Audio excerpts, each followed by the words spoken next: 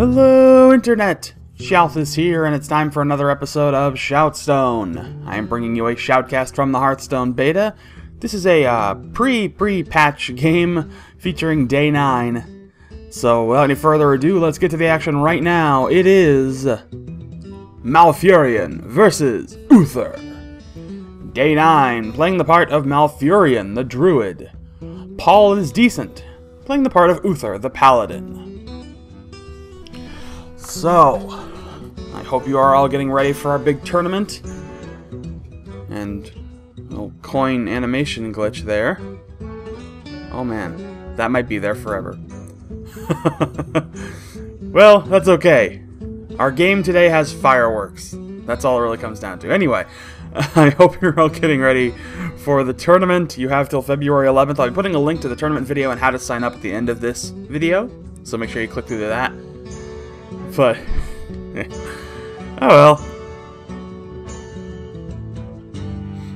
Alright, Day9 uses Wrath to get rid of that loot hoarder.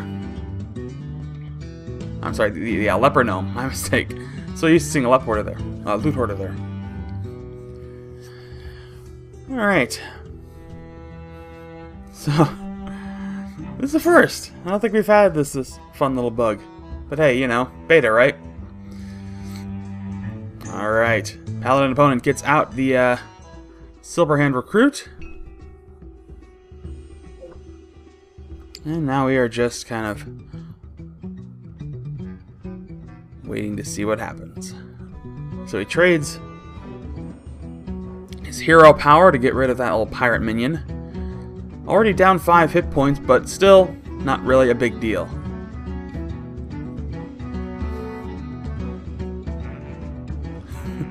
I'm just, yeah. Anyway, Elven Archer comes out.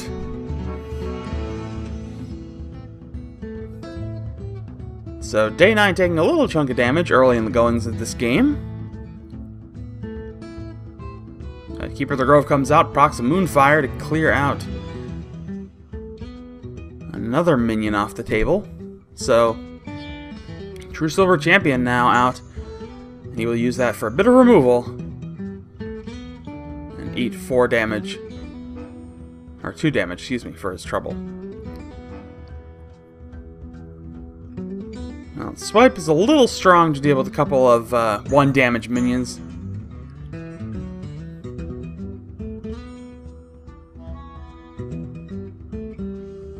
But he will clear one of them out through his hero power.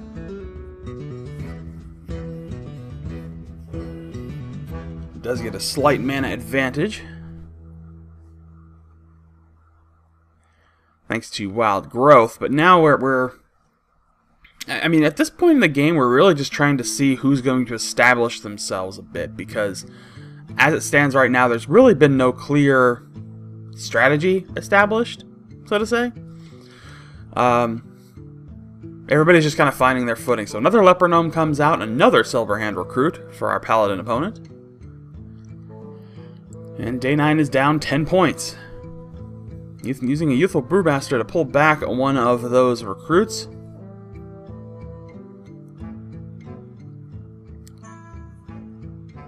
And another swing, last swing with that True Silver Champion. So, Day9's in a little bit of a tough spot. But he is going to burn Swipe, which will clear the field.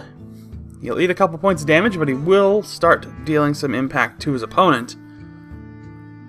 But the field is clear, weapons are gone, Day9 is down under the halfway point. Well, I guess he's technically at the halfway point thanks to his armor. But there's still plenty of time. There's still plenty of time to reassert a position.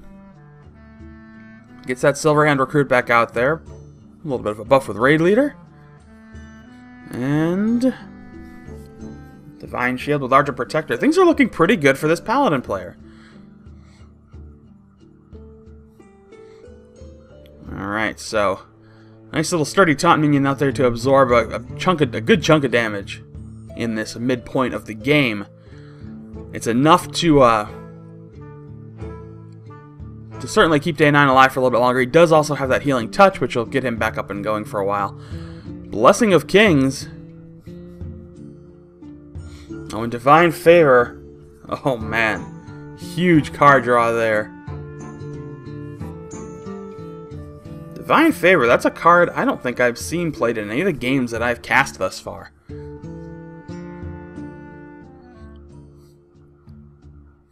Alright, so looks like that minion is gone, thanks to the Blessing of Kings powered up raid leader.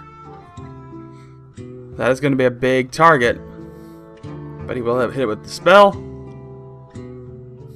and hits up with Claw to take it out of play. Alright. So once again, field is clear. Still a lot of options now in the hand of the Paladin player, thanks to that Divine Favor. And Day9 is slowly recovering thanks to his armor. And again, he is sitting on that healing touch, so he does still have that extra bit of health if he really thinks he needs it. And he might. You know, it's something he's probably going to need soon. So, Knife Juggler, Argent Squire, and an Argent Protector all coming out, as well as a Novice Engineer. Once again, this is a pre-patch game. It's kind of an old game, but I have a lot of games in the library to cast. And it's just kind of a bit of a waste of time if I were to go through everything and sort out, you know, all of the older games and stuff like that.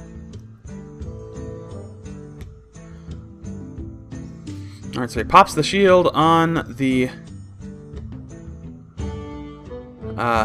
Knife Juggler, enough to clear everything except for the Argent Squire, which I don't think he's too concerned about because the shield is broken, which basically makes it a little 1-1 of not too much concern. But Knife Juggler is back. Youthful Brewmaster is going to be used to pull back that Argent Squire. I think that's going to come right back out, though. Still dealing some quick points of damage. This is actually the benefits of the Knife Juggler, and why it becomes such a hot target.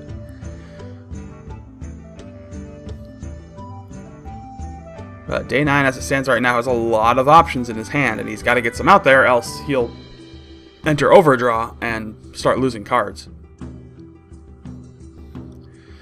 But what move do we make now that we are in 10 draw? There are a lot of choices here. Obviously, health is going to be a concern. He's down to 13 hit points. His opponent has a lot of minions available, and a lot of minions on the field, and just... Well, he's going to Starfire away that Knife Juggler. He's going to Wrath away that Brewmaster. Use his hero power to take out the Silverhand Recruit, which just leaves that Argent Squire. So, pretty good job of getting rid of a lot of the other minions on the field. You know, depending on the build of this Paladin's deck, Day9 might be able to outlast. You know, he has played a lot of minions thus far. So he could be coming down to spells, you know, a really spell-heavy draw at this point. Another true silver champion, but it may not be enough. I mean, this is getting really out of hand for Day9. He's down to single-digit hit points. 5, as a matter of fact. Again, he does have Healing Touch. He might need to burn that just to survive.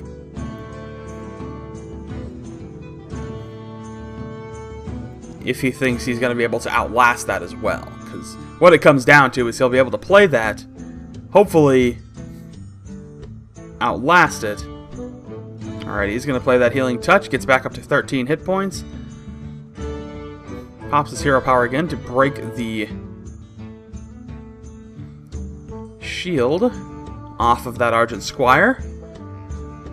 So he's still only looking about 4 damage in the face on the other side of the table, excuse me. But here comes Direwolf Alpha to buff things up a little bit more. Turns it into 8 damage. Another Silverhand Recruit.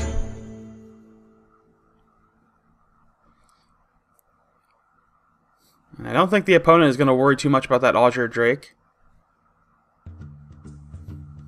I think he's just more concerned with basically burning down Day9 at this point. So we are going to... No, he's actually not going to attack in. I guess he's holding on to that for a little bit longer. So Day9 still sitting tough at 8 points. That Direwolf, probably a big target. Plays Nourish to get a few more options.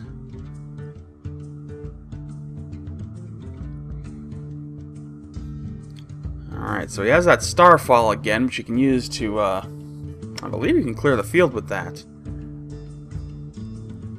Now, of course, he is still staring at that True Silver Champion.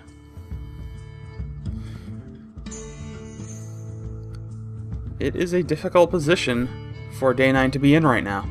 I can tell you that much for sure. No other healing spells in the deck, so it's really just a matter of time. I don't think he's got the firepower to outlast this opponent, but I guess anything could be possible.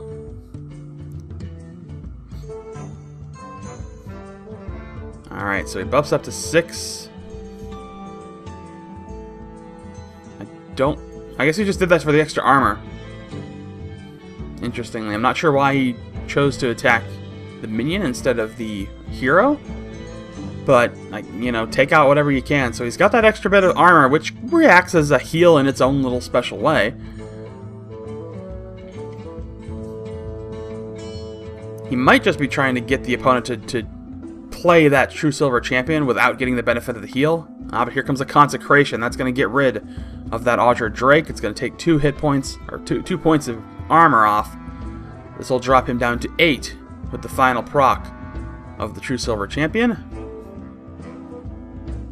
Here comes Light's Justice, which is a long-term weapon, but that's about it. Day9 going to be dropped down to 6 hit points on this turn, and I don't really know what he's going to be able to do here. He will at least be able to play Starfall to clear the field. And another Ancient of War. He is lasting. If anything else, Day9 is outlasting this pyrotechnically flashy game of Hearthstone. But there's an Ironbeak Owl to make everything worthless. Day9 still sitting at 6 hit points. But his attempt there, I think, to survive that round is now all for naught. Another healing touch, though. So, persistence. This is not a sprint. This is a marathon game, and it is getting down to the absolute nitty-gritty. However, for Day9. All right, Iron for Owl taking out another Augur Drake coming into play, popping his hero power to take out the last Silverhand Recruit. Our Paladin player almost in a state of top draw. Very well might be, depending on what the cards he has in his hand are. Does have that Light's Justice, but it's not a huge concern. Gnomish Inventor to get a fewer options. Reinforcing once again. If Day9 manages to recover from this, it will be outstandingly amazing. After every kind of last-ditch effort and card he's tried to play and response he's had, I don't know if it's going to be possible. He's got quite a bit of offense. He's also got Ragnaros, which can be really nice. Alright, he's going to use that Ancient of War to take out the Silverhand Recruit. Use the Augur Drake to take out the other one. Sorry, this is getting to a point where I'm just trying to analyze what Day9 can really do here. Well, here comes Ragnaros, the Fire Lord. Let the incoming damage begin. My god, if Day9 pulls this off, this will be pretty outstanding. Ragnaros is a good way to do it, though. A guaranteed 8 points of damage after the end of every turn, if he can keep the field clear. Oh, and his opponent is almost out of cards. He could get him into fatigue. Oh, man. I'm very excited. Paladin player really trying to pull out a lot of options for Day9 also almost out of cards. Yeah, so what's happening now is basically the Paladin player is just trying to pull out a lot of options. You know, he wants to make sure there's a lot of targets for Ragnaros to hit. Day9 is going to try to eliminate as many of those as possible. Oh, but now Day9 is out of cards. So he is in a tough state of potential... Oh my god. I don't believe it. He did it. I don't believe that. Wow. Wow. Amazing. That is some outstanding play, and fortunate, above all else, to get the cards he did at the times he did. Wow! That's a really impressive game. I wish I had casted a little bit better, but that was a really impressive game. Well, there you have it. That's going to do it for this episode of ShoutStone. Don't forget to sign up for our tournament. Here's the link to that. Here's a link to Games in 60 Seconds. The latest video, Broken Age, is online right now. You can click that link right there to go straight to it. You can also click the link on the left to see all the details on our tournament and sign up for it. Remember, these signups are due by February 11th. So that's it. Thank you all so much for watching. I will see you folks next time.